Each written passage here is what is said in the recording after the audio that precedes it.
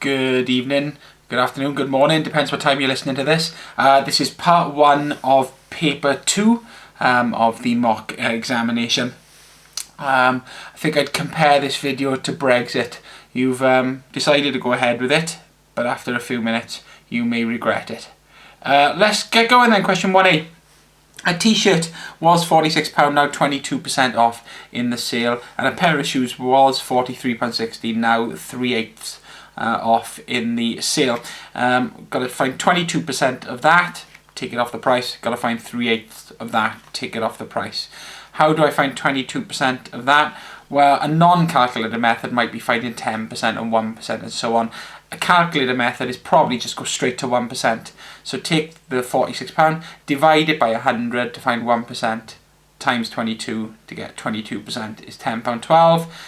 Don't forget then to take the £10.12 off the price, £35.88. Okay, so finding a percent with a calculator, divide by 100 to find 1% and times whatever percent you need to find. To find 3/8 of this value, to find 3/8 of that, divide by the bottom, the denominator, and times by the top, the numerator. So find 1/8 divided by 8 and times by 3, £16.35.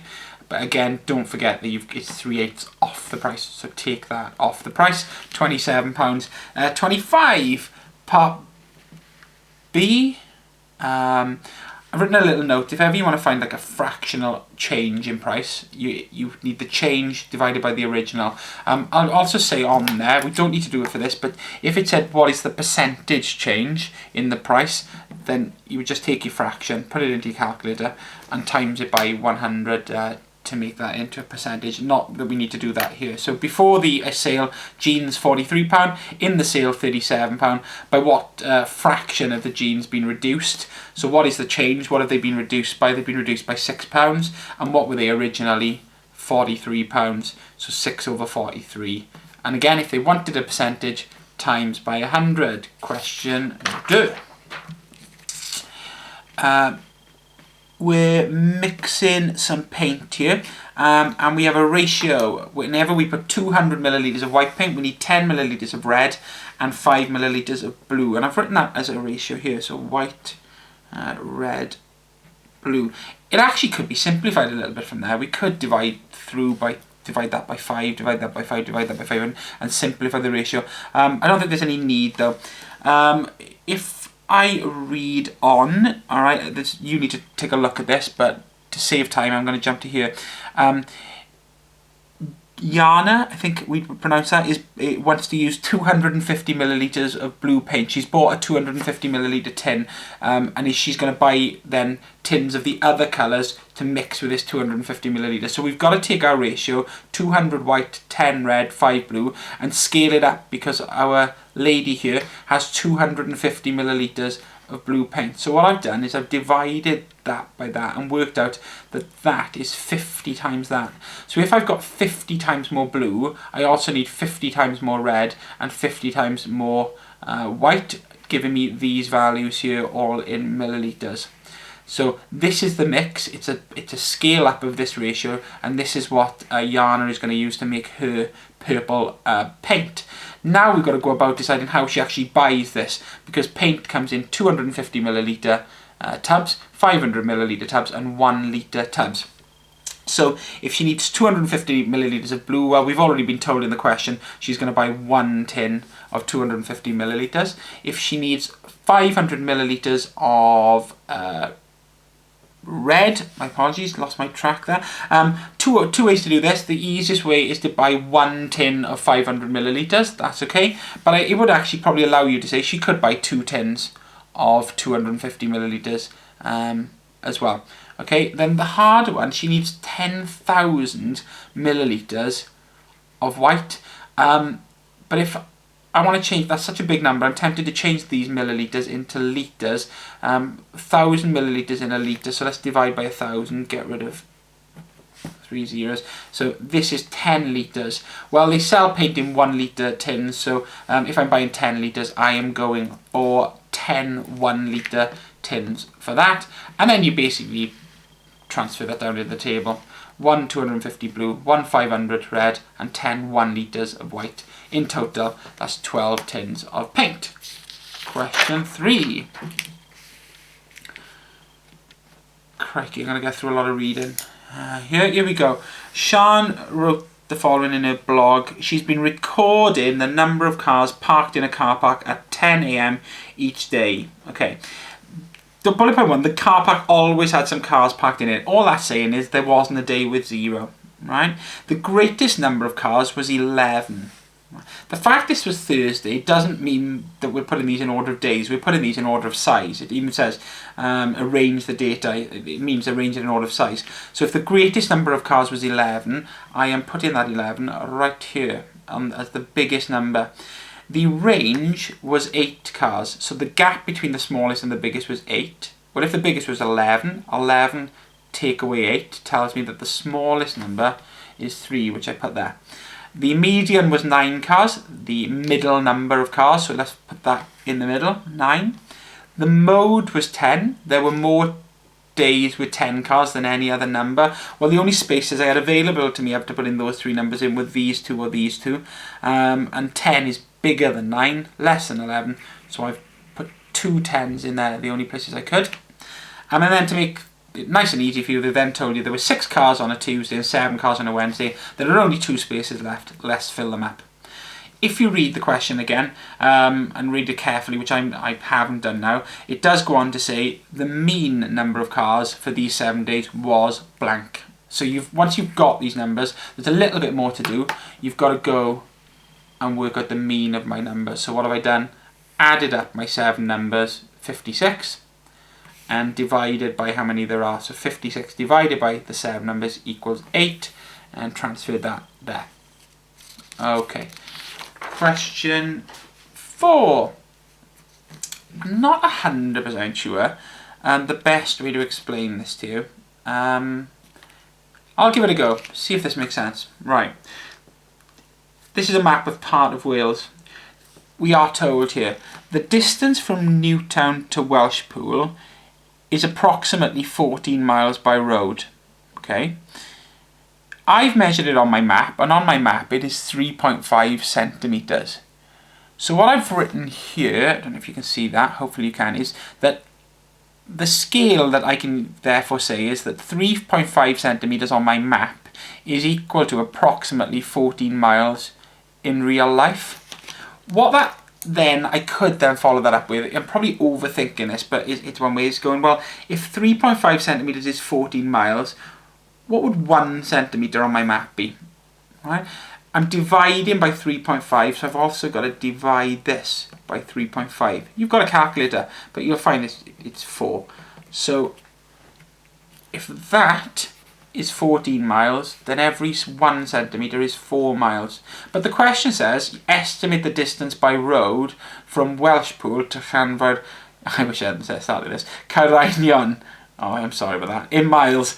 Welshpool to, this place, LC I'll call it, is 2 centimetres on my map. I have worked out that every centimetre is 4 miles. So by that logic, the 2 centimetre journey from there to there is twice as far as that. So I'm going to say 8 miles. They were quite lenient, I think, in the mark scheme, and allowed you, as long as you recognise that 2 was more than half of 3.5, they would allow anything that was more than half of 14. So they wouldn't allow 7, but they were allowing 8. They were also allowing 9 and 10, I think, if my memory serves me correctly. Okay. A similar sort of thing going on down here, right?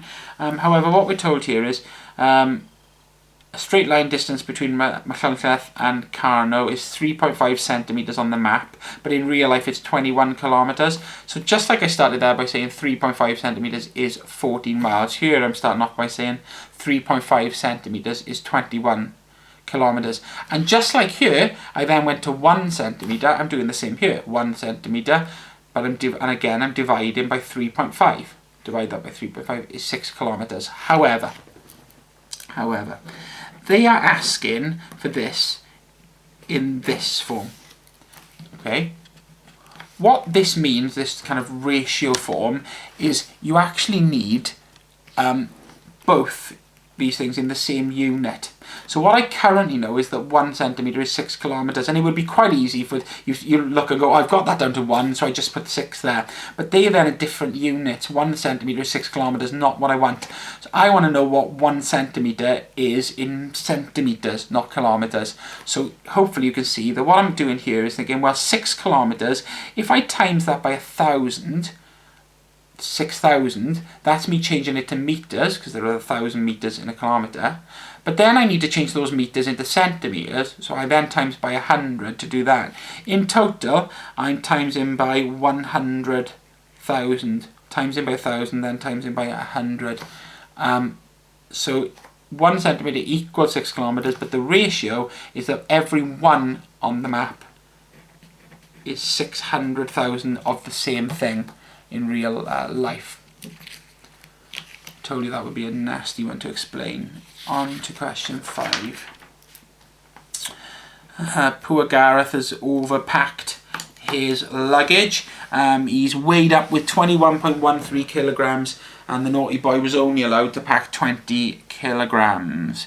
In order to get that down to what he's allowed, he's got to take some things out of his bag.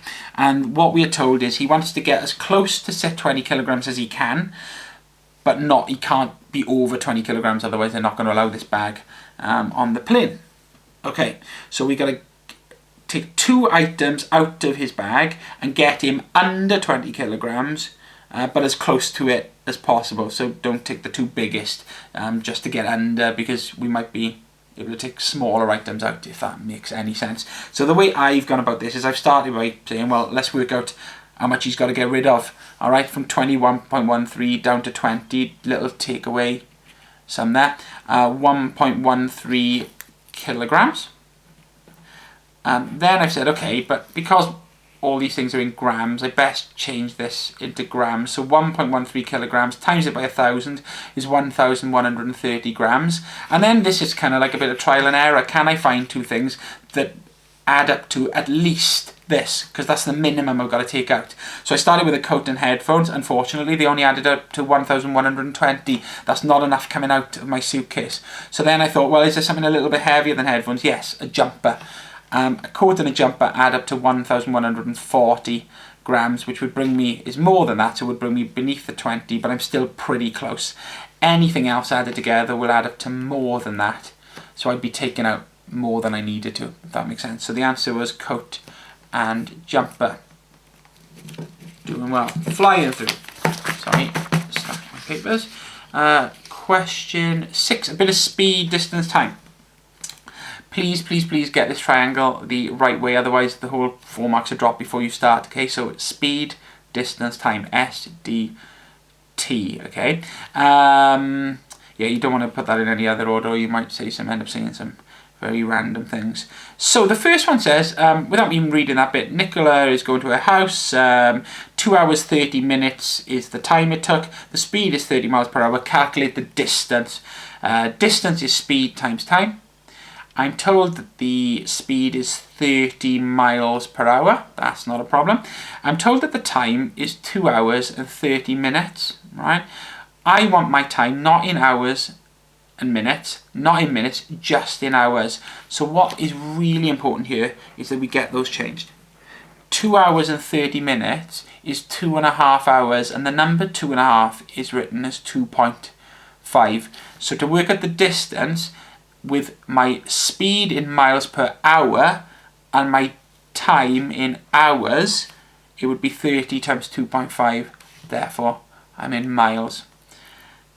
She then returns home, so she's doing the same journey but in reverse. Well, not the car in reverse, she's doing it backwards. And it took her 3 hours. The same journey took a little bit longer, 3 hours this time, and this time we want to know her speed. So speed equals distance divided by time. The distance is what we've worked it out to be, 75 miles in this case, but we divided it by 3 hours, so there's nothing nasty there about that. We can just use 3, and we get 25 miles per hour. It was question 6. This, I want you to be able to see it. You can't see the writing at the top, but let me summarise it. The mass of rubbish recycled is given as a percentage of the total mass of rubbish produced, and that's going to be recorded for 8 small towns in the first week in July 2005. Right, okay, so basically all these dots are towns.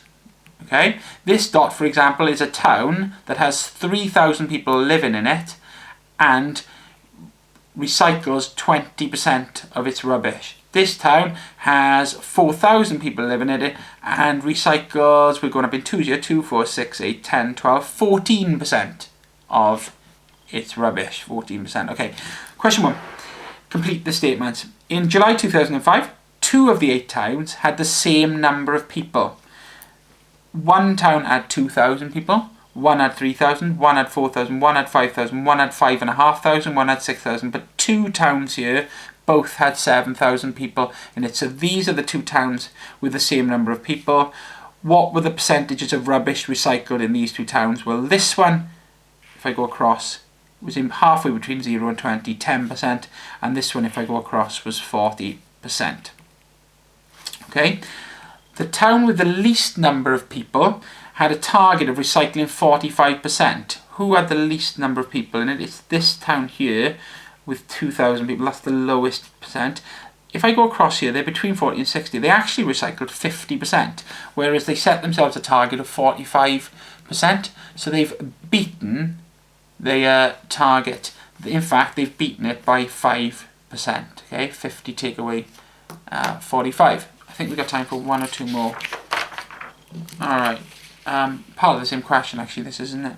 Explain why it's not reasonable to use this data to estimate a town of 9,000 people. Well, if there was a pattern to these, a positive correlation or a negative correlation, maybe we could kind of extrapolate it across the 9,000, but it's just random. There's no correlation, and that's what I'd be saying. There's no correlation, so we don't know. There is no pattern to it, so 9,000 people could recycle any amount, okay?